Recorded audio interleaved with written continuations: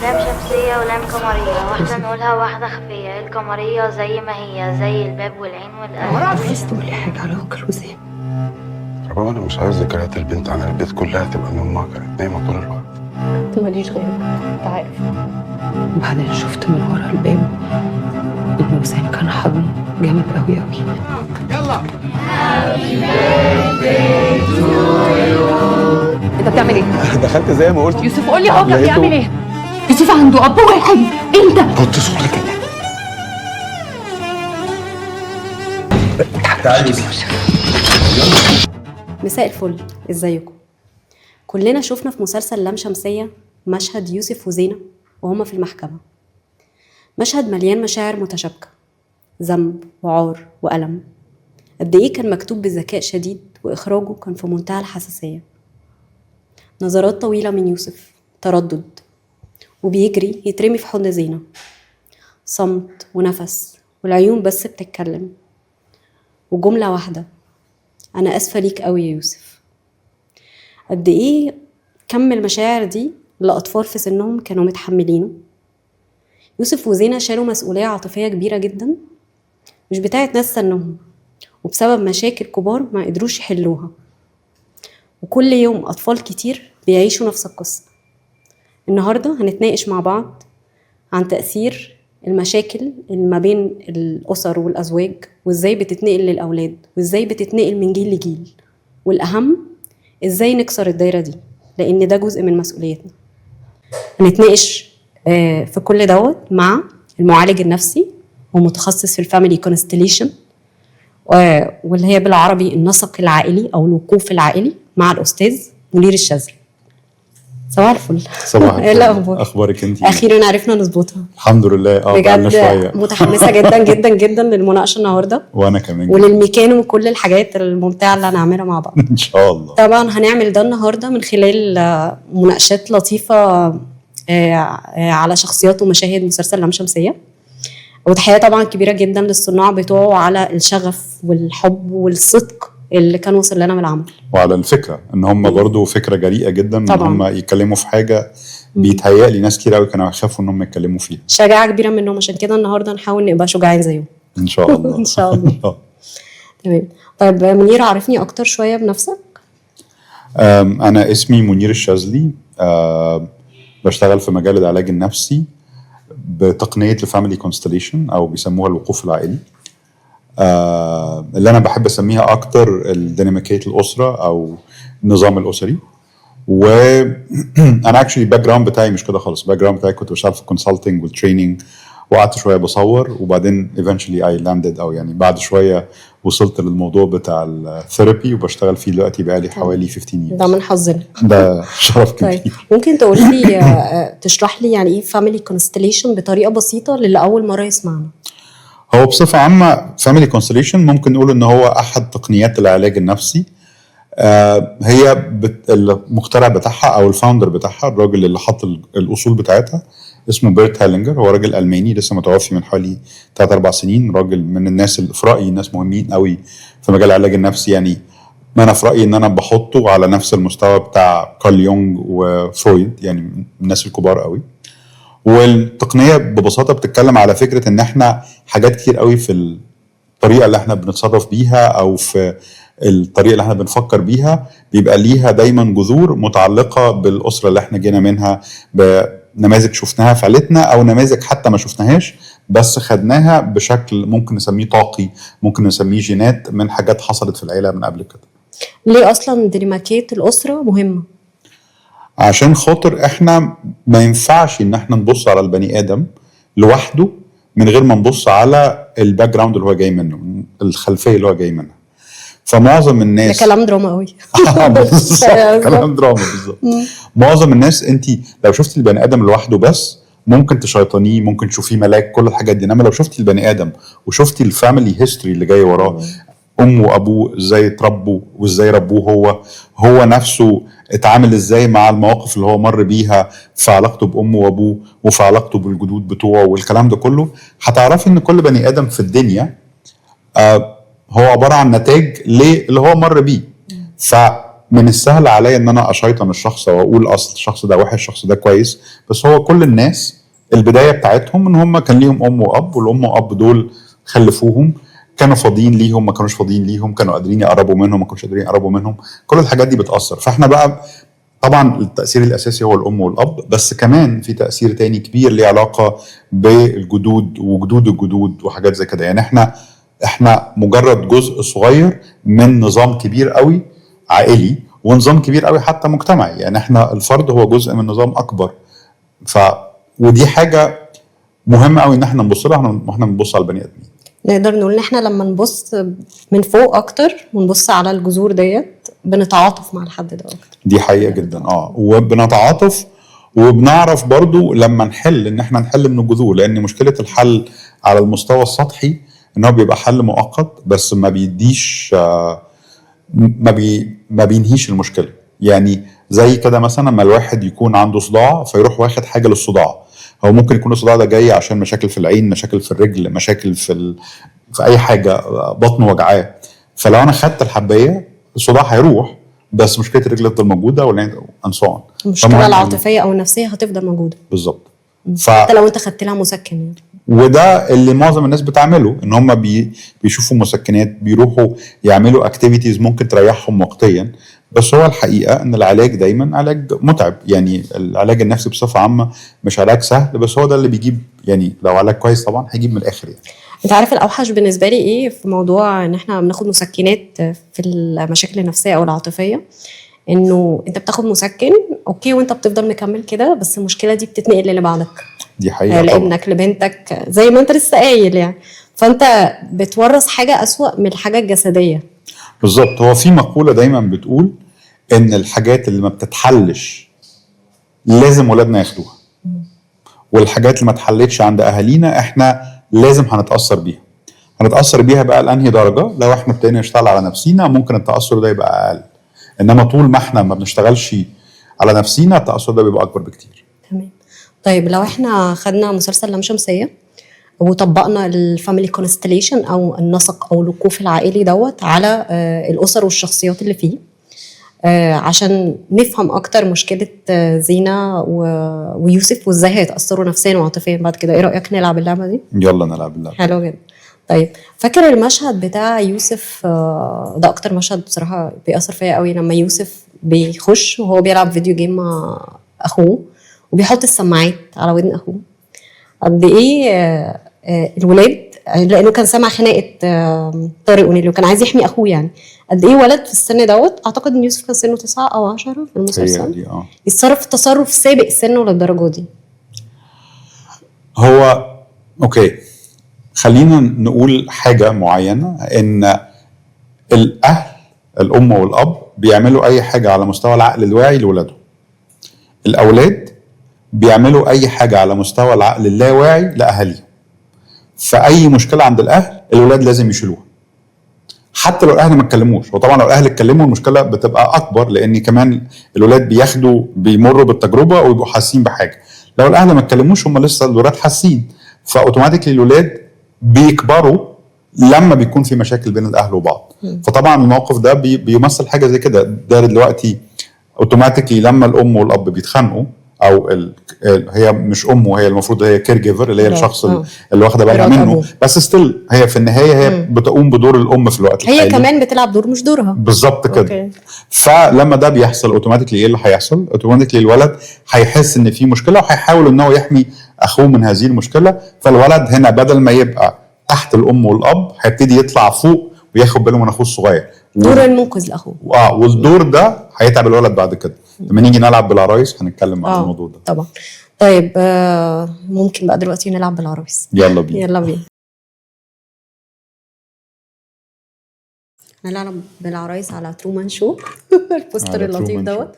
طيب احنا لو قلنا انه يوسف كان في مثلث، نبتدي بقى نجيب العرايس كده ونعمل المثلث. للأسف يوسف ما كانش ما بين أب وأم بس، كان ما بين أب طارق ونيلي اللي هي مرات طارق، وفي مامته اللي هي أسيل. طبعا عمران كانت عاملة دور حلو جدا. فيوسف كان اكتشوال في علاقه فيها مثلث، مش علاقه اب وام بس. وكمان قد ايه كانت الكاركترات جراي جدا في المسلسل، يعني ما كانش خير مطلق او شر مطلق، ودي بصراحه دراما لطيفه انا بحس ان دي جدا. الدراما الحقيقيه يعني. مريم نعوم وورشه سرد يعني شاطرين جدا في الموضوع ده، مش بيشيطنوا زي ما انت كنت لسه بتقول خالص. وده قد ايه بيخليك تقدر تتعاطف، يعني رغم النواقص اللي عند كل كاركتر والصراعات اللي عنده، لكن قادر انت تتعاطف معاهم لانهم طالعين بني ادمين لحمه ودم كده. دي حقيقه. فده طارق، ده طارق لطيف جدا، كل البنات كانت بتحبه في رمضان. انا اكتر حاجه كنت بحسها ان طارق كان بيدور على الحب. انت ايه رايك في الموضوع ده؟ هو كمان المفروض ان هو كانوا مطلعين باك جراوند بتاعه ان هو كان يتيم وكان واخد ام وسيم كأم ليه. قد ايه طارق ده اثر على علاقته بالستات في المسلسل؟ تمام.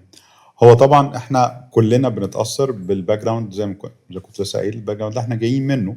فلو هو كان يتيم وكان واخد امه وسام ان هي امه، فده اوتوماتيكلي بيأثر عليه. بيأثر كمان دايما لو احنا عندنا مشكله في علاقتنا بامنا، بيبقى دايما عندنا مشكله في قدرتنا على التواصل قوي. يعني بنبقى عمق التواصل بتاعنا عمق مش كبير، فبنبقى ممكن نبقى ظراف قوي وبنتكلم ومش عارف ايه كده على المستويات السطحيه، انما على مستوى قرب العلاقه، المستويات الحميميه، المستويات الحميميه ما بتبقاش موجوده قوي. لو انا بيقدرش ينزل لهذا العمق، بيبقى صعب عليه، لان دايما احنا بناخد العمق ده من علاقتنا بامنا. هي اللي بتبقى مدربانا قد ايه علاقتنا الحميميه مع الاخرين. يعني هو بصفه عامه دايما الطاقه اللي احنا بناخدها من الام دايما هي طاقه التواصل. طاقه ان احنا نحس ان احنا ممكن نتكلم، نحس ان احنا ممكن نعبر عن صوان. الطاقه اللي بناخدها من الاب اكتر ممكن نسميها الطاقه بتاعه اللي هي الماسكولين انرجي، الطاقه الذكريه، اللي ان انا اخرج اعمل حاجات، اخد قرارات. يعني الاب هو دايما العالم الخارجي والام هو العالم الداخلي. فالداخلي ده جزء منه هو التواصل مع الناس القريبين مني. هل هو فضل يدور على التواصل او الحب ده او العلاقه اللي كان متخيلها مع مراته الاولانيه ومراته الثانيه، وكان هيروح يخطب كمان؟ ده اللي ممكن يكون خلى عنده تعدد علاقات. ممكن، وممكن يبقى فيه اسباب تانية. يعني هو برضو في الدراما اللي عندنا هو في الدراما الفكره كلها وان احنا لما بيكون خلينا نشرح حاجه.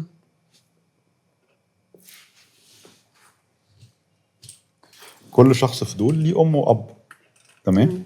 فنعتبر ان ده طارق دول ام وابوه. لو امه مش موجوده، ده سبب من الاسباب، فطارق هيبقى دايما في علاقاته، لو هو لسه ما اشتغلش على القصه بتاعت علاقته بامه، هبتدي دايما يدور على حد، على بارتنر، على حد. بس اول حاجه هيروح جايبها عايزه تلعب دور امه. فلو لعبت دور امه زي ما امينه خليل عملت في المسلسل. ايوه، امينه خليل كانت كانها امه وام عياله بالظبط كده. لعب دور امه في المسلسل، فمعنى كده ان طارق بقى ليه ام بس ما بقاش ليه بارتنر.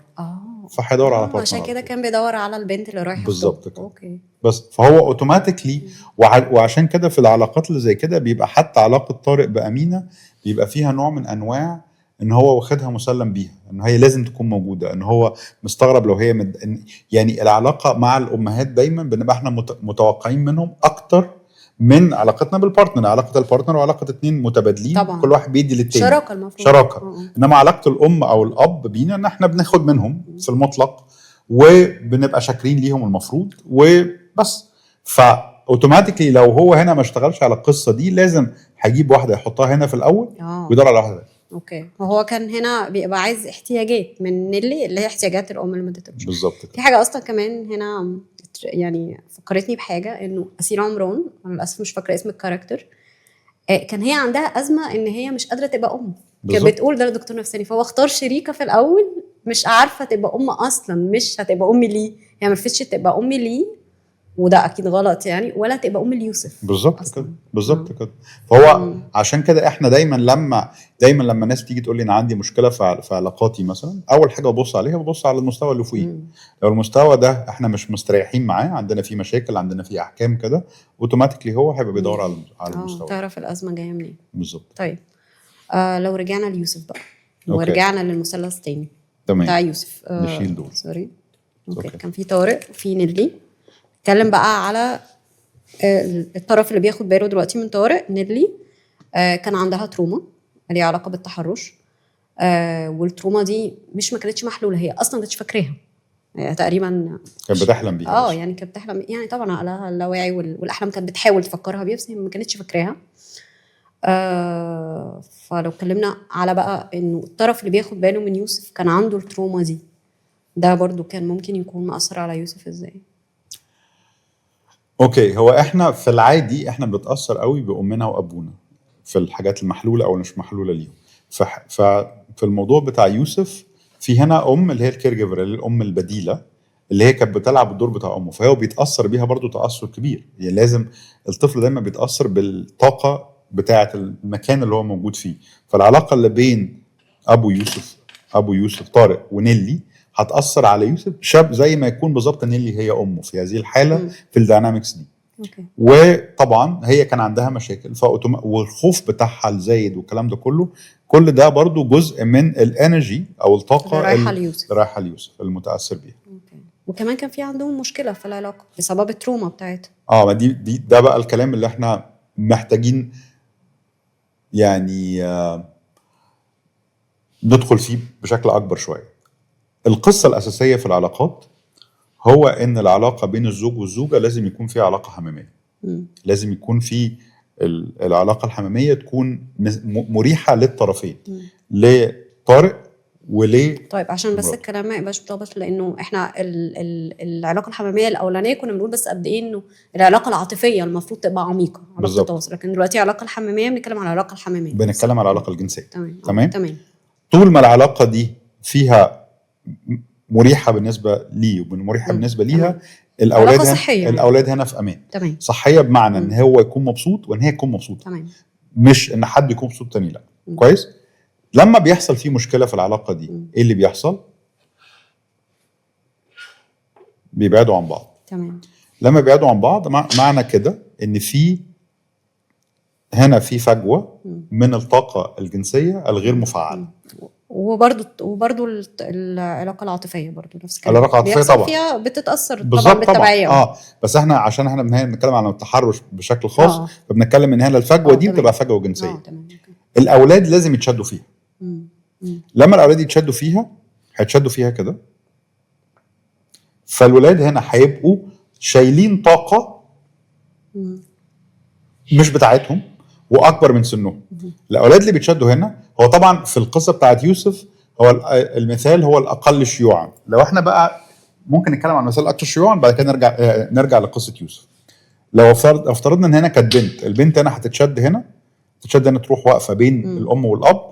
البنت هنا الاب هيبتدي يشوفها، لو هي وقفت في الحته دي يبتدي يشوفها انها ست. احنا دلوقتي بنتكلم على مثال اخر، لو اب وام ما بينهم مشكله ومخلفين بنت، ما بينهم بنت، والبنت دي هي الكبيره مثلا. كويس. فالاب هيبتدي يشوفها ست، فهيبتدي هنا البنت دي تبلغ بسرعه، تبتدي تديفلوب جسمها يتغير بسرعه، واوتوماتيكلي هيبقى فيه هنا شعور بعدم الراحه في العلاقه دي. تمام. اوكي. اللي بيحصل بقى ساعتها ان البنت دي عشان هي شايله الطاقه الجنسيه دي بتبقى اكثر عرضه للتحرش من اي حد تاني. علاقه ام وابوه ما فيش فيها المشكله دي.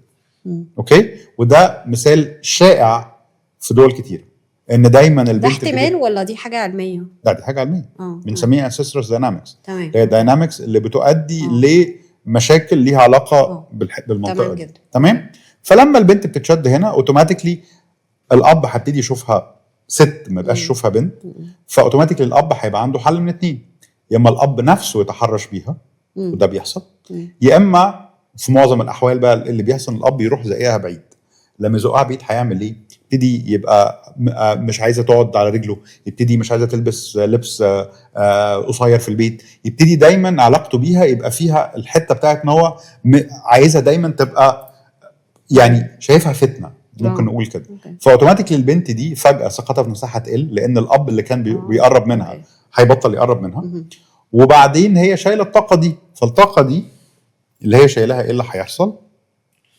لازم to be acted upon، او حد من المترددين على العائله يبتدي يتحرك ويعمل او يتصرف بناء على الطاقه اللي البنت دي شايلها. اوكي. ده المثال الاكثر شيوعا. المثال بقى اللي عندنا هنا ان يوسف هو اللي كان موجود. تمام. يوسف هنا اللي هيحصل ان هو برضه هيبتدي ان في حد يأكت عليه بالشكل ده، فبدل ما يبقى راجل بيتحرش بست يبقى راجل بيتحرش بطفل. وسيم. وسيم بيتحرش بالطفل. تمام. بالظبط كده. بقى وسيم واقف هنا. ففي الحالة دي بقى زي ما قلنا هنا في الطاقة دي موجودة، الأطفال بتشيلها، ما الأطفال بتشيلها بيبقى أكثر عرضة للتحرش. مين اللي هيتحرش بيهم؟ دايما هيبقى حد قريب من العيلة. بس أنا مش فاهمة شوية، أنا فاهمة يعني بس عايزة أوضح للناس أكتر. يعني إيه فكرة إن هو شايل طاقة جنسية عشان في جمع يعني إيه؟ قولها لنا بطريقة بسيطة كده أكتر شوية. بطريقة بسيطة، جزء مهم قوي في العلاقة بين الراجل والست هو العلاقة الجنسية. تمام. فلو الراجل والست عندهم مشكلة في العلاقة بتاعتهم اوتوماتيكلي في هنا نوع من انواع الكبت عند الطرفين. الكبت ده موجود. فالاطفال لازم يشيلوه، يعبروا عنه. احنا قلنا ان الاطفال هو جزء من السيستم، جزء من السيستم. وهم عشان هم اطفال فهم اللي بيعبروا اكتر عن السيستم من الناس الكبار. يعني لو الاب غضبان وماسك نفسه هتلاقي الولد هيبقى على طول غضبان. لو الام مكتئبه وكده هتلاقي البنت بعد شويه تكتئب. يعني احنا على طول مشاعر معديه. بالظبط كده. فالمشاعر موجوده في البيت مش هتروح في اي حته، هتروح للطفل، هتروح للاطفال على طول. لازم تروح للاطفال. فالحل ان احنا نحل المشاعر يا جماعه. بالظبط كده. عشان كده دايما الحل في الناس الكبار. فهنا عشان كده القصه دي فيها مشكله، فالولاد هيعملوا ايه؟ هيتشدوا في الفجوه دي. ممكن حتى في يعني امثله تانية يتشد اكتر من ولد. الولد يتشد يقف جنب امه، والبنت تتشد تقف جنب باباها. فساعتها يبقى في هنا علاقه الاب شايف البنت ست، والام شايفه الولد تقول ده راجلي، ده الجميل، ده انا ماسك فيه وحاجه زي كده. ده بنشوفه كتير قوي. يعني اصلا في علاقات كتير غير صحيه بين الابناء اصلا. بالظبط الولاد وامهاتهم. بالظبط كده. وتلاقي الام بتقول انا ابني ده هو ده الراجل بتاعي، هو السنه بتاعتي كانش عاوزها اصلا وحاجات زي كده. بس فده ساعتها الابن هنا بيلعب دور مش دوره. سواء عاطفيا بقى او يعني العلاقه الحميميه. العلاقه بتبان اكتر بين الام وابنها بشكل عاطفي اكتر ما هي علاقه حميميه. بين الاب والبنت بيبقى فيها سنه جزء ممكن يكون جزء يعني حميمي شويه. بس في الاخر بيبقى في عدم توازن في العلاقات. بالظبط. والولد ده قدام مثلا لما يجي يتجوز هيتاثر، والبنت دي لما تيجي. بالظبط كده. لانهم لعبوا هنا ادوار مش ادوارهم. فقدام مش بيعرفوا يلعبوا الادوار الطبيعيه مع البارتنرز بتاعتهم. بالظبط كده. الولد ده لما يجي يتجوز هيبقى عنده مشكله. هيبقى عنده مشكله ان هو دايما رابط فكره الجنس بفكره ان هو ممكن يحس بمشاعر ناحيه امه وهو مش عايزها. لان الام وهي بتمسك فيه لو هو بلغ والكلام ده كله اوتوماتيكلي هيحس بمشاعر مش مريحه بالنسبه له. فلما يجي يتجوز المشاعر دي هتبقى في الخلفيه وهو بيتعامل مع مراته، فهيبقى عنده مشاكل مشاعر ذنب مثلا. مشاعر ذنب بالظبط كده. من ناحيه تانية البنت دي لو هي ابتدت باباها يزقها بايده كده هيبقى عندها مشاكل في السيلف كونفيدنس، في الثقه في النفس. وغير كده كمان ممكن بعد كده تبقى هي اكتر عرضه للتحرش. ساعات كتير بنات بتجيلي بتقول لي انا على طول الرجاله شايفاني بشكل معين، على طول مش عارف ايه، على طول الناس بتتحرش بيا. المشكله دي اصلا بالظبط. ليه المشكله دي؟ غالبا بتلاقي ان في معظم الوقت البنت دي كانت هي المحطوطه في الجاب دي. اوكي. نرجع بقى تاني ليوسف. يوسف هنا الام والاب مش موجودين، وفي واحد من اصدقاء الاب دايما الاول واحد او لما بيحصل تحرش اللي بيبتدي يعني يقوم بالتحرش هو حد من قريب من العيله. صديق الاب، الخال، العم، ابن الخال، ابن العم، ساعات الجدود. كل الحاجات دي بتبقى موجوده. السواق، الدليفري بوي، الخدامه ساعات بتعمل حد قريب من السيستم. ده حد قريب من السيستم بالظبط كده. ودائم القرب. يعني عشان كده مثلا برضو موضوع السواقين ده بيكون كتير. بالظبط كده. فاكره في فيلم بئر الحرمان كان في سواق مع سعاد حسني. بالظبط كده. تمام. طيب مامة يوسف بقى فين من السيستم ده؟ مامة يوسف موجوده بس هي بعيده شويه، بس هي موجوده. يعني هي تعتبر ام موجوده، بس هي الام الاساسيه اللي عايشه معاه هي الام دي. طبعا من صحه يوسف النفسيه انه يكون متصل بامه ومتصل بامه البديله. نفسيه للطفل ان هو دايما يبقى متصل بالام البديله وبالام الحقيقيه. ده حاجه مهمه جدا. يعني الام البديله لا تغني عن الام الحقيقيه دايما. طبعا كان في اتصال، بس كل موضوعنا كانت بتجيب له هدايا موبايل يعني. كانت علاقتهم هي زي بتعوضه كده. هي قدرتها على الاحتواء هي قدرتها قليله. هي اصلا ما كانتش جاهزه قوي ان هي تكون. ده قالته مع الطبيب النفسي فعلا. كان عندها شويه طبعا مشاعر ذنب، بس هي قالت انا اول ما جبته ما كنتش حاسه اني جاهزه اصلا يعني، بالظبط كده. كنتش قد المسؤوليه دي. طبعا ده اثر على يوسف برضه، طبعا هو ده احنا الطفل ومشاعرها مشاعر الذنب اللي عندها اكيد مأثره عليه كمان. ممكن طبعا. هو الطفل لما بيحس ان هو بصفه عامه الطفل لما بيجي وهو ما كانش مطلوب او بيجي حتى يعني لو انا جبت بنت وكنت عايز اجيب ولد ممكن الطفل لما يكبر يبقى عنده شعور بالذنب غير مبرر عشان خاطر هو جه عكس ما اهله كانوا عايزين او هو جه واهله ما كانوش عايزينه، حتى لو اهله ما قالولوش، بس ده بتتخزن فيه. ده حقيقي. انا يعني في وقت من الاوقات كنت اعرف اكتر من مره حصل لي الموقف ده. كنت اعرف بنتين وعرفت بنتين برضو بعضهم الاتنين كانوا دايما بيحسوا ان اهليهم كانوا عايزين ولاد، وده كان واصل لهم جدا، وكانوا بيتكلموا عليهم هم كبار كانه حصل هم موجودين يعني. بالظبط كده. حتى لو اهليهم ما كانوش ناقلينهم ده كانوا بيتكلموا على ده تماما يعني. وده كانه حصل النهارده. بالظبط. وده ممكن يخلي حتى البنت اللي اهلها كانوا عايزين ولاد تبتدي تتعامل بشكل ذكوري شويه عشان خاطر انا بعمل حاجه لاهلي او انا بعمل حاجه زي ما اهلي كانوا عايزين. انا بعمل اللي كانوا بيتعملوا. بالظبط. طب لو حبينا نتكلم على دايناميك زينة، تحب نستخدم نفس العرايس ولا لا؟ ممكن نغير. نجيب حاجات زينة تانية. كانت ما بين مكتئبة ومنفصلة عن الواقع تقريبا، وأبوها هو اللي كان تقريبا بيقوم بدور الأب والأم، هو اللي بيحتوي، لأن مامتها كانت يعني بتصحى قبل ما البنت تقوم على طول، مش موجودة تقريبا. تحس انها حتى مشاعرها كده كانت ديسكونكتد طول الوقت يعني. ومن الكيس دي الدنيا طبعا كلها اتقلبت خالص، وبقى الاب اللي المفروض هو يدي كل الامان اكتشفت ان هو مصدر الالم والاذى، بل ان مامتها كمان كانت ضحيه ليه. فازاي الصدمه النفسيه دي اثرت على زينة، وكأن زينة يعني شخص حقيقي معانا، ازاي اثرت عليه، ازاي هتأثر دلوقتي قدام على بناء شخصيتها ونظرتها لنفسها وللعالم من حواليه. اوكي، خلينا عشان برضو يعني يبقى الموضوع اوضح شويه للناس. اوكي، وسيم ويسرى اللوزي او رباب ودي زينة وزينة. تمام. نفس الداينامكس اللي كانت موجوده في العلاقه الاولانيه بتاعه طارق ونيلي هي موجوده هنا بس بشكل مختلف شويه. هنا هم بعاد عن بعض سكشولي او جنسيا عشان خاطر الام في حته تانية خالص، الام مكتئبه وعايشه في حته تانية خالص، عندها المشاكل بتاعتها وكده، فاوتوماتيكلي هنا في فجوه، بس مش بس فجوه، في فجوه وفي مكان هنا للطفله ان هي تطلع. عشان كده الاب علاقته بزينة كانت علاقه قويه جدا. علاقه قويه ليه؟ لان هو بشكل او باخر زي ما تكون هي بقت مراته، مش قصدي جنسيا على قد ما هي العلاقه نفسها عاطفيا، ان هو دي في حته تانية خالص. هو بيقوم بكل دور الرعايه يعني. بالظبط. وهي بقت هي حتى يعني الدينامكس بتاعتها مع امها هي مش محترمه امها قوي او مش شايفه ان امها بتلعب اي دور، فابتدت هي بنسميها ترانجليتد تقف على الخط اللي فوق علاقتها بباباها طبعا. فهي دلوقتي لما تقف على الخط اللي فوق هي مامتها بالظبط.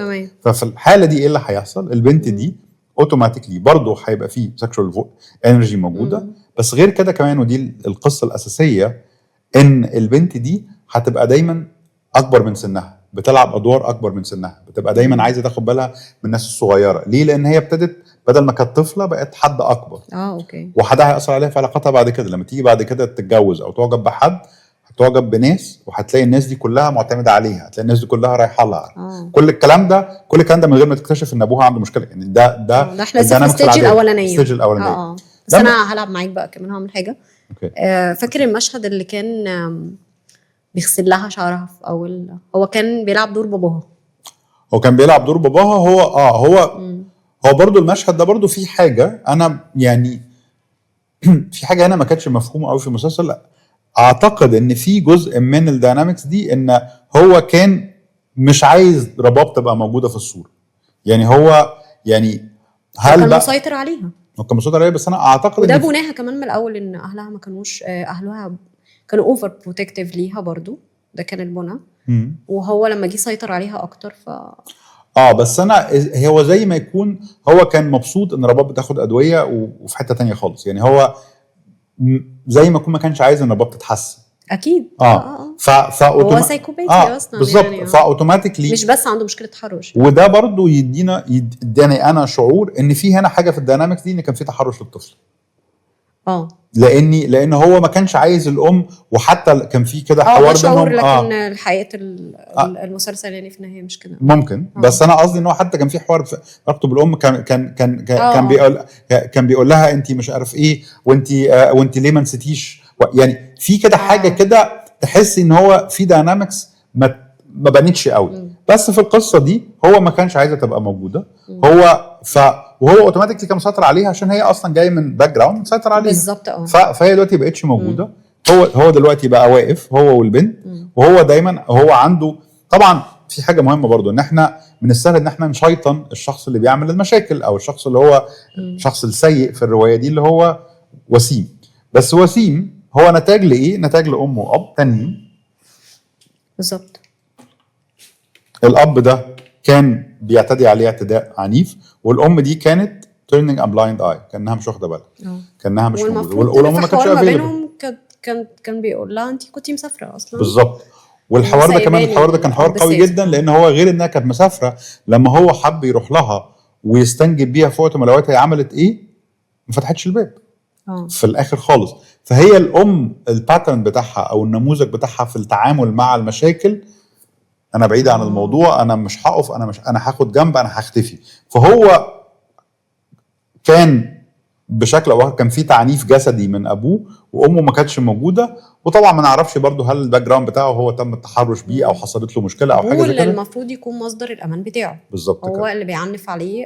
لا ما اعتقدش ان كان في عنف جسدي، بس يعني اللي اتقال صراحه ان كان في عنف يعني بالزبط. بشكل اخر يعني. بالظبط. والام ما كانتش موجوده، والام اللي المفروض بتدي الاحتواء والحب مش موجوده، فولا في احتواء حب ولا في امان. زي ده بقى بنى شخصيه هيأثر عليه بقى ان هو دايما هيطلع عنده شعور بالغضب. الغضب ده غضب مكتوم، ما يقدرش يعبر عنه قدام ابوه وهو صغير، عشان خاطر الاب اوريدي معنف، الاب اوريدي واخد سلطه عليه. فاوتوماتيك الغضب ده هيبقى مكتوم. الغضب ده لازم يطلع في صوره ان هو ايه؟ هيطلع في صوره على حد اصغر. اوكي، هيمارس السلطه والعنف ده على حد اصغر. بالظبط كده. وده ممكن يكون احد الاسباب الاساسيه في الفكره بتاعت ان هو بيعمل كده مع اطفال صغيرين. بيعمل كده مع اطفال. تمام. طيب كان في سؤال هنا بس انت يعني شبه جاوبت عليه. فكره انه في مقوله بتقول انه لو شايل قلم مش بتاعك ومش عارف مصدره فين، احتمال كبير تكون شايل حكايه مش حكايتك. ايه رايك في المقوله دي؟ انا اعتقد انا شايفه ان احنا هنا موجوده جدا يعني.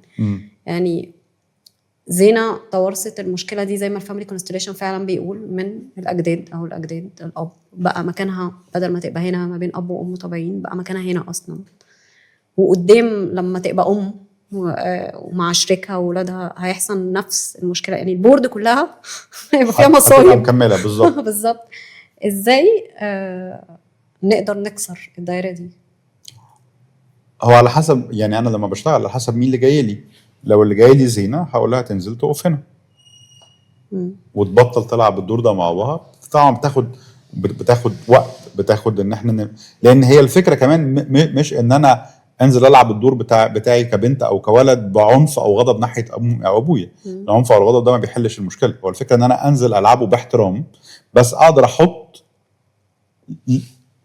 باوندريز حواليا في ان انا اقدر اكون الابن او البنت. وان لو في اي اعتداء من الاب، مش شرط حتى اعتداء بشكل جنسي، بس ممكن لو في اي مثلا اعتداء او تعنيف، عنف او من اي نوع يعني. عنف من اي نوع من امي او يعني من امي او ابويا عليا، ان انا اقدر احط باوندريز بس من غير ما الحدود دي تخليني ابعد عنهم وتخليني كرهاهم. عشان كده ده شغل كتير قوي على طفل او طفله. لا خلينا نحل الموضوع هنا. دول المسؤولين. تمام. دول المسؤولين بقى هو الحل الاساسي في القصه دي، او الحل الكبير في القصه دي، ان الام تيجي تلعب الدور بتاعها. المفروض رباب من الاول خالص كانت تاخد اكشن. بالظبط. صح. وفي احيان كتيره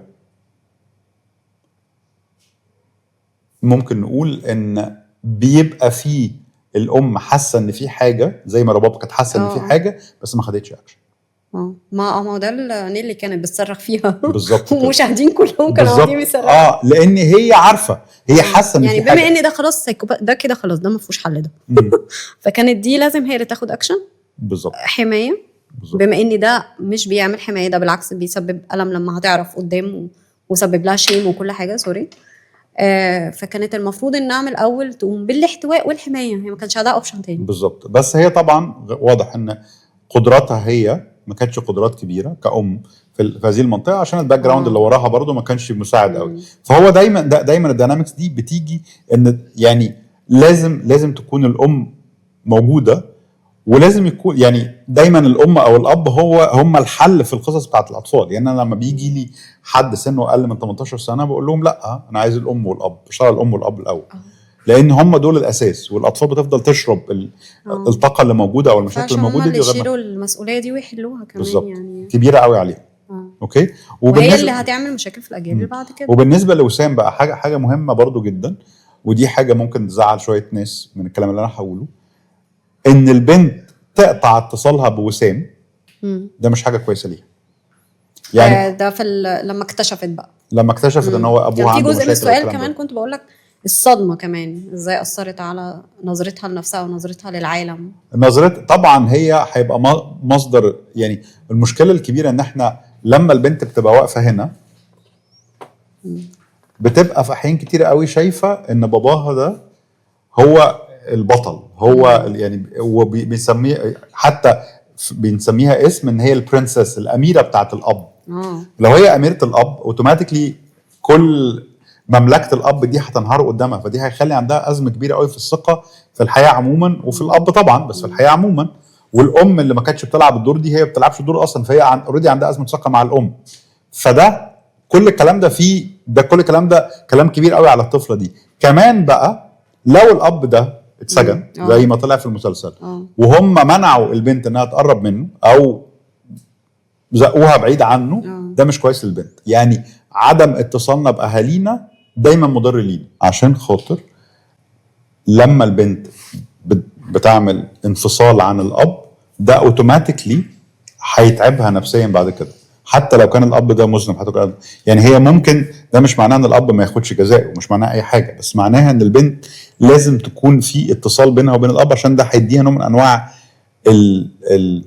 مش هنقول الحمايه على قد ما هو الاستابيليتي، حتى لو بسيطه في الوقت الحالي، كمان لغايه ما الام دي ترجع بقى تبتدي تلعب الدور بتاعها. بس المشكله انه اخر نظره مثلا لو احنا قلنا ان هنعمل يعني جزء تاني جزء تاني لزينة، مسلسل زينة وتطور شخصيتها، يعني هي كانت في اخر لحظه خالص بتبص له بمنتهى القرف، وطبعا حاسه بشيم وحاسه بذنب اتجاه، يعني كميه مشاعر. هو منطقي ان هي تبقى حاسه بكده في الوقت الحالي، بس احنا شئنا ام ابينا احنا متصلين باهالينا. فحتى الاولاد اللي بيبقوا ديسابوينتد من اهاليهم او احبطوا من اهاليهم في وقت من الاوقات، اوتوماتيكلي بيبقوا عايزين يقربوا من اهاليهم برضه. فيعني ده اللي بيخلق الصراع بقى. بالظبط. في اكشلي احد الابحاث اللي اتعملت في المانيا، ان في حالات ان الاب فيها اللي بيعتدي على بنته، لو الجيران بلغوا وخدوا الاب ده حطوه في السجن، البنت بعد كده بتعمل ايه؟ لما بتكبر بتدور على علاقات فيها دايما اعتداء عليها شبه الاعتداء بتاع الاب عليها. زي ما كنا احنا بنجيب نفس الطاقه، نفس الطاقه بتاعت الاب ونحاول نصلحها. فده عشان كده مهم قوي الاتصال ده يكون موجود، بس هي طبعا محتاجه بقى علاج نفسي، هي زينة نفسها يعني. محتاجه 100 سيشن. هي يعني بنحاول نرجع الماضي ونصلحه، فالافضل نصلحه دلوقتي برضو عشان ما نكرروش قدام في علاقات اخرى. فهمت قصدك. طيب تمام. طيب خلاص كفايه كده. وقفنا عند السيشن بتاعت نشيل العرايس. اوكي تمام. I enjoyed جدا بجد يا وسيم، شكرا على الشرح. ثانك يو. اكيد اتفرجت طبعا على علي قاسم، كان عامل دور معالج نفسي بطريقه انسانيه قوي، كمان كان مكتوب حلو قوي. يعني فكره ان هو يعيط بيتكلم من قلبه، يعني بني ادم طبيعي، كسر الصوره النمطيه للمعالج النفسي في الدراما. ايه رايك؟ انا بالنسبه لي علي قاسم عمل دور هايل، يعني من احلى الادوار اللي اتعملت لمعالجين نفسيين probably في التاريخ اللي انا شفته في السينما المصريه، يعني او في الدراما المصريه، كان هايل الحقيقه. والفكره برضو، ودي حاجه ناس كتير ابتدت تتكلم عنها، لما علي قاسم تاثر بعد السيشن يقول لك المفروض الدكتور ما يتاثرش والكلام ده، هو طبيعي ان احنا نتاثر باللي بيحصل حوالينا. المهم مدى التاثر ده عامل ازاي. لو علي قاسم بعد السيشن دي كان انهار على الارض او قعد يعيط وما قدرش يمسك نفسه، معنى كده ان هو عنده تروما محتاج يشتغل عليها. ان فكره ان هو يكون تاثر تاثر انساني، دي حاجه مهمه جدا. لان في النهايه المعالج النفسي ده والدكتور ده بني مجرد آدم يعني. بني ادم، فمعرض ان هو يتاثر او يتعاطف مع حد وكده. والفكره بس ان انا اتعاطف مع الشخص مش ان انا اعطف عليه. الفرق بين الامباثي والسمباثي بالظبط كده. دي بنعمل عنها حلقه لوحدها، دي حلقه إن شاء لوحدها. الله. لان طبعا لما بنعمل العكس بننقذه ونخش بقى في الدايره ديت. بالظبط كده، فهو ما بيتحسنش المريض يعني. بالظبط. طيب لو انت مكان علي قاسم وهتقول نصيحه لطارق ونيلي في علاقتهم بنفسهم وعلاقتهم ببعض، هتكون ايه هي؟ في علاقتهم بنفسهم يعني يشتغلوا على المشاكل بتاعتهم. يعني هو دايما حتى لما ناس بتجيلي ككابلز، انا كمنير بحس ان الاساس ان الواحد يشتغل على نفسه الاول. يعني قبل ما نشتغل على علاقه الاثنين ببعض، مهم ان كل واحد لوحده يبقى مستريح مع نفسه، عشان ده بيساعد علاقتهم ببعض بشكل كبير. فدي اول حاجه هقولها له. الحاجه الثانيه بقى ان لازم يكون الطفل عنده مساحه امنه عشان خاطر يتكلم فيها. يعني لازم الطفل يبقى حاسس في علاقتهم بيوسف بقى. في علاقتهم بيوسف بقى لازم الطفل يبقى حاسس اول حاجه ان الاهل قريبين. فلازم طارق يقرب من يوسف، لازم طارق ده يكون افيلبل اكتر، متاح اكتر ليه عاطفيا وجسديا، يكون موجود. دي حاجه مهمه. والحاجه الثانيه ان لازم الطفل يحس ان في مساحه عند اهله ممكن يتكلم فيها. وهو ده اللي بيخلي الطفل لو اتعرض لحاجه زي كده يقدر يعبر عنها، فنقدر نتعامل معاها، فالطفل يتعافى. انما لو الطفل، اطفال كتيره بتمر بتحرش، بيخافوا يقولوا لاهاليهم. ساعات بيخافوا يقولوا لاهاليهم عشان خايفين من رد فعل اهاليهم. ساعات بيخافوا يقولوا لاهاليهم عشان خاطر الاهل ما بيقدروش يستوعبوا الموضوع. وساعات الاطفال كمان بيبقوا الحقيقه خايفين على اهاليهم من المشكله. يعني مثلا لو مثلا طفل تعرض للتحرش مثلا من الجد مثلا، هيخاف يقول لاهله الا لو في مساحه امان ان الطفل يعبر. والطفل لما يعبر مش دايما بيعبر بشكل مباشر، بيعبر بشكل غير مباشر. فبرضه مهم ان الشخص، ان الام او الاب لما يحسوا ان الطفل مش مستريح من حاجه او في حاجه مش مريحه في التصرفات بتاعته، او هو مش مستريح لشخص معين، مهم قوي ياخدوا بالهم. وده اللي حصل النهارده في قضيه دمنهور، اللي اكيد طبعا مش هنتكلم عليها، تقيله جدا محتاجه برضه الحلقات الثانيه. انه اكتر من حد كان بينادي على الفيسبوك ان يا جماعه لو الطفل قال انه مش عايز يشوف حد معين، او قال لك حاجه على حد معين مش عايز يقرب منه، او مش عايزه يزورنا، او ما بحبوش، انتوا المفروض تفهموا الرساله اللي تحت ده، مش تتجاهلوا الرساله يعني. دي حاجه مهمه جدا. يعني الاطفال مش دايما بتعرف تعبر بالطريقه اللي احنا ككبار بنعبر بيها. بس هو الطفل دايما هيبقى دايما التعبير بتاعه انا مستريح، انا مش مستريح، انا مبسوط، انا مش مبسوط. وده ليه معنى كبير. واحنا كمان محتاجين نسال الاطفال، ولما الطفل يدي اجابه والاجابه دي ما تكونش كفايه، محتاجين نبروب، محتاجين نروح ورا الاجابه دي، نقول له طب انت حاسس بكده ليه؟ طب انت مش عارف ايه؟ طب في حاجه معينه؟ طب انت لما بتقول انك مثلا متضايق بيبقى ايه الشغل؟ تبقى متضايق بسبب ايه؟ طب انت لما بيحصل موقف معين بتحس بايه؟ كل الحاجات دي مهمه قوي. يعني للاسف كتير قوي من الناس اللي بتجيلي بيبقوا متخيلين الاطفال بتوعهم بيتصرفوا بشكل معين، يقول لك عشان ابني على طول عصبي. ما هو عصبي لسبب. وده العمق العاطفي اللي انت بتتكلم عليه، انه الام برضو لازم تبقى مديه المساحه دي للولد للتواصل وللتعبير ده. يعني انك تعبر عن نفسك دي مش حاجه بنتولد بيها بالظبط، وحاجه ممكن تكون في فطرتنا، بس احنا تقريبا مجتمعنا بيقفلها اصلا بالظبط كده من اساسه يعني. للاسف وخصوصا كمان بالنسبه للاولاد.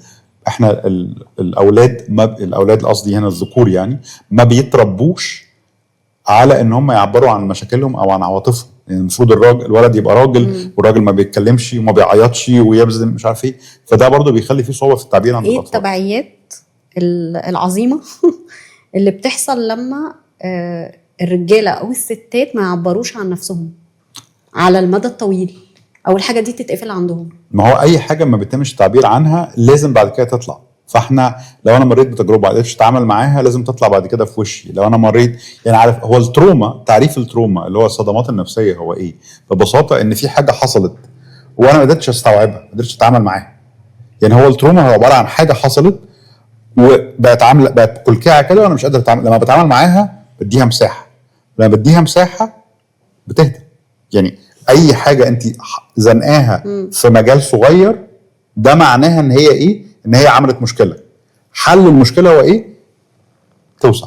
ده بالنسبه للتروما. طب ومشاعر الديلي اللي زي ما انت بتقول للرجاله اتقال لهم ما تعيطوش، ما بيعرفوش يتعاملوا ايفن ازاي يعملوا ريجوليشن او تنظيم للغضب بتاعهم، كل المشاعر دي ايفن الناس احيانا بتحس بغيره وما تقدرش تقول ده حتى نفسها. يعني في تصنيف عموما للمشاعر، سواء الغيره، الحسد، الحقد، كل المشاعر اللي احنا بنصنفها سلبيه اللي احيانا مش بنواجه نفسنا بيها لما ما تتحلش على اللونج تيرم، ده بسبب ايه؟ هيسبب ان هي بعد كده تطلع بشكل سايكولوجيكال على ناس تانيين، وخصوصا الناس الاضعف مننا، على ناس تانيين. وكمان ممكن تطلع بشكل فيزيكال علينا احنا، يعني الناس امراض بقى بالظبط. يعني كنت قريب كنت عامل سيشن على كتاب من الكتب الجميله قوي اللي اتعملت اسمه When the Body Says No، لما الجسم بيقول لا.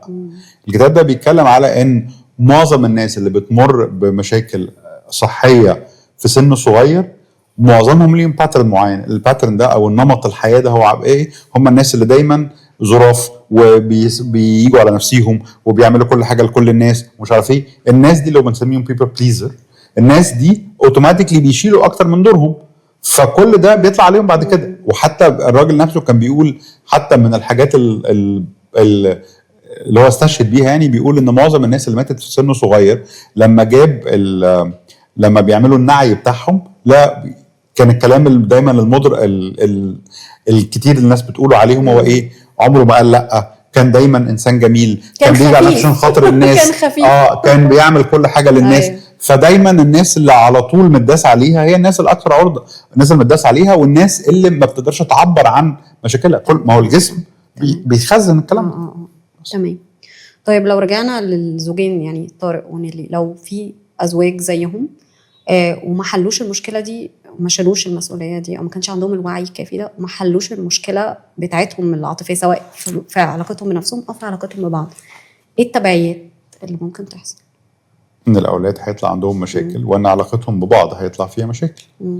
علاقتهم ببعض، المشكله دايما ان العلاقه بين الزوج والزوجه هم المفروض ان هم كبار، فهم المفروض يتعاملوا معاها. انما المشكله الاساسيه هو ايه؟ ان الاطفال بيبقى عندهم مشاكل مش قادرين يتعاملوا معاها لان هم مش في سن يسمح لهم بالتعامل مع الحاجات دي. فعشان كده مهم قوي ان احنا نحل مشاكلنا عشان ولادنا ما يشيلوهاش. تفتكر ايه التحديات اللي بتواجه الازواج ان هم ياخدوا الخطوه ان هم يتعالجوا او يتعالجوا مع بعض او يتعالجوا كل واحد لوحده؟ يعني مثلا دكاتره نفسيين مثلا غاليين شويه، في بيواجهوا كمان مثلا خوف من المواجهه، خوف، يعني في ازواج كتير اصلا بيبقى عندهم خوف من المواجهه. وفي كمان ان بنبقى احيانا في ازواج مش عارفين يروحوا انهي اتجاه، يعني لايف كوتشز بقوا كتير، دكاتره نفسيين كتير، معالجين كتير. يعني دي بعض التحديات. ايه التحديات التانية انت شايفها وازاي شايف ان هم يتخطوا الحاجات دي؟ هو يعني في وجهة نظري هي مسألة أولويات. هي طبعا دلوقتي الحياة بقت غالية، فطبعا السعر يعني ديفنتلي هو جزء من المشكلة او جزء من المعضلة لو احنا قدرنا نسميه. ليه اصلا العلاج النفسي مش في تناول يعني رفاهية؟ ليه؟ هو مش هو رفاهية عشان خاطر الناس شايفة ان في اولويات تانية. هو العلاج الجسدي، بس هو العلاج الجسدي هو الحقيقة بيظهر عشان النفس مش مظبوطة. يعني هو اي حاجة احنا بنمر بيها تتخزن في عقلنا، تتخزن فينا، فجسمنا هيعبر عنها. فعشان كده انا مش شايف ان هو رفاهية. لا انا مش بقول رفاهية، بس الناس بتعتبره رفاهية بسبب سعره وبسبب الكالتشر بتاعته الاثنين. ما هو الكالتشر اللي ابتدت تتغير دلوقتي، الثقافه بتاعت العلاج النفسي والدكتور مجانين والكلام ده ابتدت تتغير. تمام. بس المشكله في الاسعار، والاسعار دلوقتي بقت الاسعار كلها غاليه. فهو يعني وبعدين برضو خلي بالك، انت مثلا لو رحتي لدكتور مثلا هتدفعي مبلغ معين وهتقعدي معاه وقت معين. العلاج النفسي محتاج، العلاج النفسي مش قصدي العلاج اللي بادويه، مش قصدي السايكاتريست، انا قصدي العلاج النفسي المعالج اللي بتقعدي معاه تشتغلي على الجذور بتاعه المشاكل، او يبقى في توك ثيرابي تتكلمي معاه او الكلام ده، في مساحه من الوقت. فمساحه الوقت دي بفلوس. الوقت شئنا ام ابينا هو في فلوس. بس منير كل الكلام اللي احنا بنقوله ده، يعني حتى بص اللغه بتاعتنا الثيرابي والمعالج انا بتكلم انه العلاج النفسي مش يعني في مثلا مستشفيات بالمجان تبع الدوله، لكن احنا مثلا العلاج النفسي الدوله مش معتبراه رفاهيه. هي في مثلا مستشفيات بالمجان للعلاج النفسي، يعني احنا بنتكلم ما كمان أعرفش. الطبقات اللي تحت المتوسطه او الفقيره ما هياش عندها زي رفاهيه خالص. متفقين. بس هو الفكره برضو ان انت يعني طبعا اول حاجه احنا لازم نفرق ان في السايكاتريست اللي هو الطبيب خريج كليه الطب اللي بيكتب ادويه، وفي المعالج النفسي اللي هو دارس سايكولوجي اللي هو دراسته الاساسيه في علم النفس. تمام. بس ما بيكتبش ادويه. الطبيب ممكن تروحي له لو انت عندك مشكله يكتب لك حاجه للاكتئاب، لو انت عندك مشاكل بقى اكتر مثلا في امراض نفسيه كبيره او كده ممكن يكتب لك حاجات معينه. بس جزء السايكولوجي، جزء علم النفس مش هو الاساس بتاع التعامل بتاعه. انما المعالج النفسي دوره ان هو بقى تروحي له بالمشكله يبتدي او الكوتشز لو هو كوتش طبعا كويس ان هو يبتدي يشتغل على القصه دي ويبتدي يعمل تنظيم للافكار اللي في دماغك والمشاكل اللي جايه منين ويبتدي يشتغل عليها. وفي كوتشز بتساعدك ان هي تحطي بقى مثلا زي سكادول معين او طريقه معينه للعلاج او الكلام ده او للتحسن او الكلام ده. بس لو احنا اتكلمنا على المعالج النفسي كجزء اساسي في الموضوع، هو دوره ان هو تروحي له بمشكله ويبتدي يشوف بقى الجذور بتاعتها عامله ازاي. فالكلام ده كله بياخد وقت. طب ازاي كمان تعرف تختار؟ انت محتاج دكتور نفسي، معالج نفسي، لايف كوتش؟ يعني انا في وجهه نظري ان العلاج النفسي ده اساسي مع الدكتور النفسي. واللايف كوتش لو احنا بنتكلم على ان هو هيخش على طبقه خارجيه هيشتغل على حاجات يساعدك ان انت تتطور، يساعدك على حاجات معينه، لو هو مش داخل بشكل عميق فلازم يكون في سبورت من العلاج النفسي معاه. وطبعا الشغل بتاع السايكاتري اللي هو الطبيب اللي بيكتب ادويه وكده، الادويه هتحل العرض بس مش هتحل المشكله، فالمشكله هتتحل ايه؟ بعلاج نفسي برضه. طب ده بالنسبه للناس اللي اصلا موافقه تروح. بالنسبه بقى للناس اللي بيبقى اصلا لسه عندها تشالنج انها مقاومه ان هي اصلا تواجه. تمام. اعتقد ان انت لو خايف تروح لحد يبقى انت خايف تواجه يعني. بصي هو في معظم يعني انا مثلا وناس كتيره من زمايلي يعني اقول 80-85% من الكلاينتس بتوعي ستات. انا كنت اسالك الموضوع ده. انا لما بروح اي سيشن مثلا تامل، مديتيشن، يوجا كده، بيبقى تقريبا مثلا احنا بتاع 10 ستات وفي راجل. لان اول حاجه انا ثقافتنا اتعودت ان الرجاله ما تقولش ان في مشكله، ولو في مشكله ما تتكلمش عليها. جزء من الثقافه يعني. جزء من الثقافه دي حاجه اساسيه، ان الراجل ما يعيطش وما عندوش مشاكل، والراجل زي الفل. لو هو حاسس ان عنده مشكله مش هيقول عنده مشكله. وكتير من الرجاله اصلا اتربت ان هم ما عندهمش مشكله. مشاركه الضعف ازمه كبيره. بالظبط كده. من ناحيه تانية برضو في ناس عندهم مشكله في ان هم يثقوا في حد، لان برضو ودي حاجه للاسف مضطر اقولها ان كتير من المعالجين النفسيين او الدكاتره او الكوتشز عندهم احكام كبيره على الناس. عندهم احكام. فانا وانت جايه لي وانا بحكم عليكي، فانت المساحه دي مش مساحه امنه ان انا اعبر. يعني في اكتر من مره حد مثلا يجي لي يقول لي ان هم راحوا مثلا ل3-4 قبليه، وفي كلام اول مره يقولوه لحد يقوله لي، فده معناها ان 3-4 قبليه ما قدروش يبنوا ثقه معاهم. وممكن يكون ناس ما ثقتش فيا انا كمان، بس انا قصدي ان الاساس في التعامل مع المعالج النفسي علاقه الثقه اللي بتتبني. الثقه دي حاجه اساسيه بس، والشعور بالامان. لان هو هيعبر عن حاجات ولازم يحس ان المساحه دي امنه بدون احكام. والاحكام دي للاسف وجهه نظري احد مشاكل المجتمع اللي احنا فيه. تمام. طيب والاحكام دي اصلا بتخلينا نحكم على نفسنا ونخش بقى في نفس الدايره طب تعالى بقى نرجع مسلسل تاني كده نتكلم كلام فن شويه. ايه اكتر حاجه عجبتك فنيا؟ انا عارفه ان انت بتحب الافلام والمسلسلات بس مش معالج يعني، وده كان بدايه كلامنا اصلا. ده حقيقه.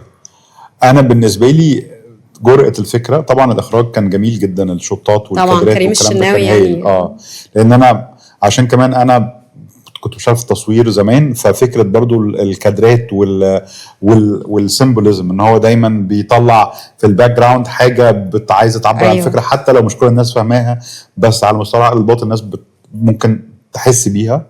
فده كان هايل. الكتابه في رايي كانت هايله، وفكره برضو ان مريم نعوم طبعا كانت هايله، وفكره ان ورشه العمل بتاعت الكتابه كان فيها كمان دكتور نفسي بالظبط. بالظبط زي دكتور نبيل القط، هم عملوا ريسيرش هايل يعني. فده برضو حاجه اساسيه، هو ده اللي بيدي عمق للمسلسل. يعني في مسلسلات تتفرج تقولي هو الراجل ده بيتصرف كده ليه؟ الست دي ما ينفعش تعمل كده. بنى الشخصيات والباك جراوند بالظبط كده. انما ده تحس ان هو يعني مسلسل تقيل، مسلسل متكامل. فده كان حاجه هايله بالنسبه لي. وطبعا دور علي قاسم، لان هو من اول المرات اللي يطلع فيها دكتور نفسي تحس ان هو كده عنده سلام نفسي. عنده سلام نفسي، ايوه. بالظبط. مش دكتور مجانين. بالظبط كده. تمام. طب انت قد ايه بتشوف الدراما والسينما وسيله من وسائل الهيلينج او العلاج او التشافي؟ قد ايه؟ انا طول عمري بقول حتى لاصدقائي اللي شغالين في المجال الفني او حتى الكلاينتس بتوعي، انا شايف ان الدراما والسينما جزء اساسي في تطور المجتمع.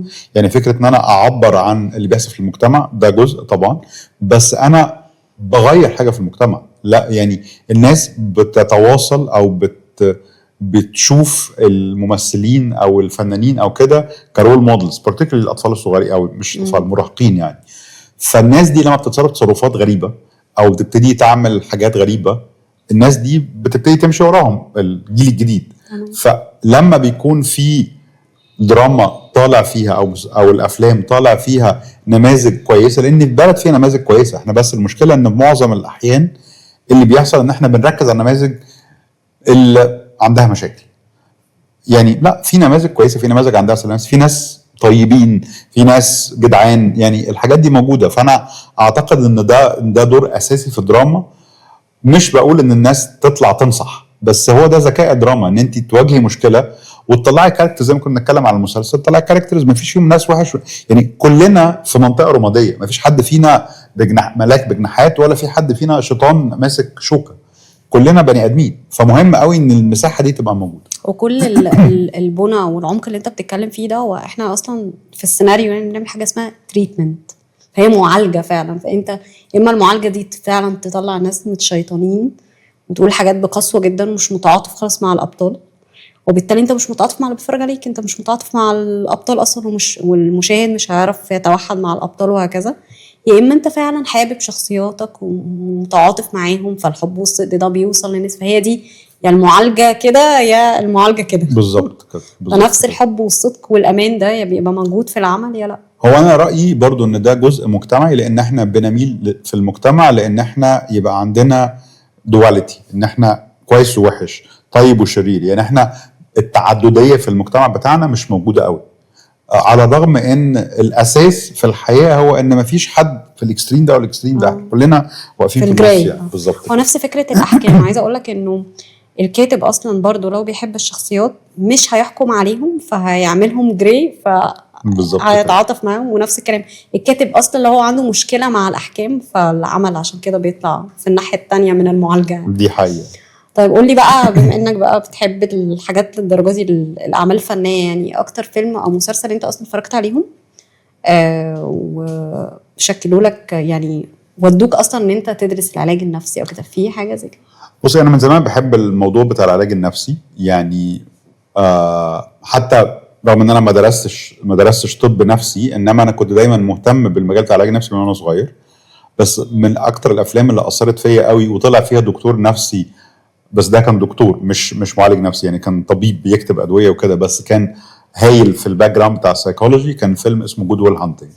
جود ويل هانتنج بتاع روبن ويليامز ومات ديمون، واللي كان كاتبه كان مات ديمون وبين افليك. الفيلم ده طلع سنه 99 تقريبا.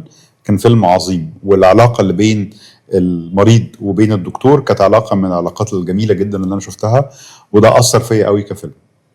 تمام. طيب لو هترشح لنا فيلم او مسلسل بيتكلم عن العلاقه بين الاباء، وقد ايه المشاكل والترومات بتتنقل من الاباء والاجداد للاجيال اللي بعد كده. يعني اللي دلوقتي جاي في دماغي هو ذا جاد فاذر، الاب الروحي. بس هو فيلم يعني 3 افلام تقال، بس هو برضو نفس الفكره، ان كل المشاكل اللي ما اتحلتش بتنزل للاولاد على طول. احنا دايما في مقوله بتقول لك ان انت اللي ما بيتحلش فوق لازم ينزل لتحت، اللي ما بيتحلش في مستوى الاجداد هينزل للاباء، بيتحل في مستوى الاباء هينزل للابناء، الابناء للاحفاد and so on.